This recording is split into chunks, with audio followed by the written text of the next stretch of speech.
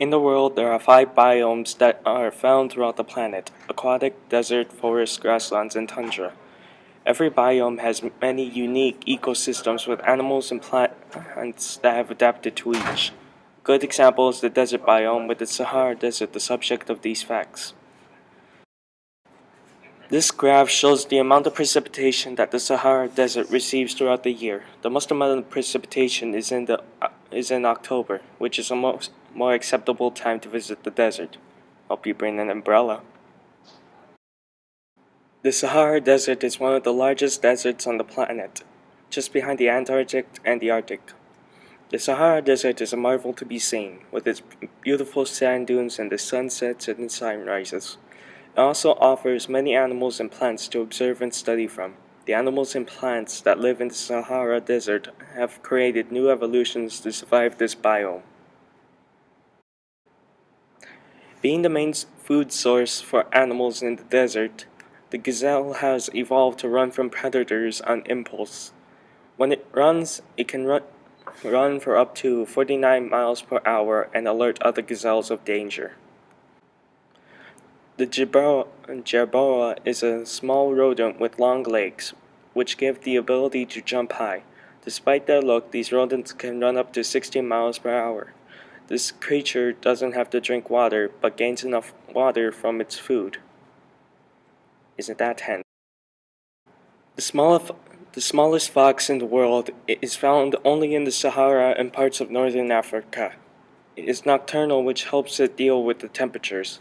Its large ears contribute to staying cool by radiating heat. The fur of this fox keeps it warm at night and absorbs the heat of the day. The fennec fox has developed the ability to go long periods without water and is a favorite as a pet in the captive pet trade. The camel is one of the many animals that have learned to survive in the Sahara.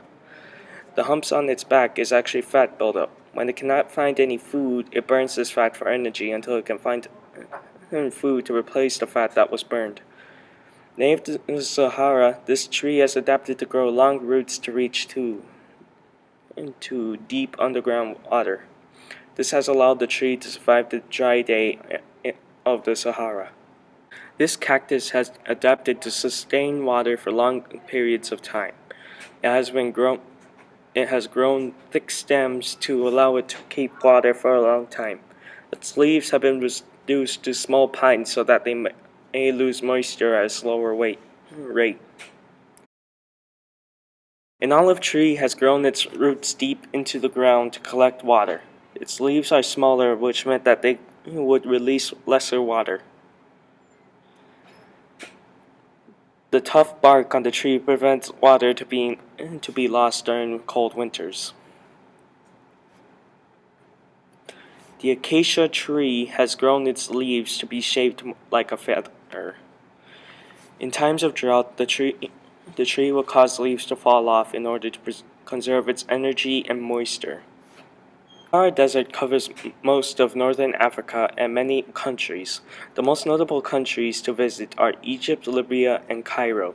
In the city of Cairo, the Nile River cuts through the city. There are many affordable places to stay at in Cairo.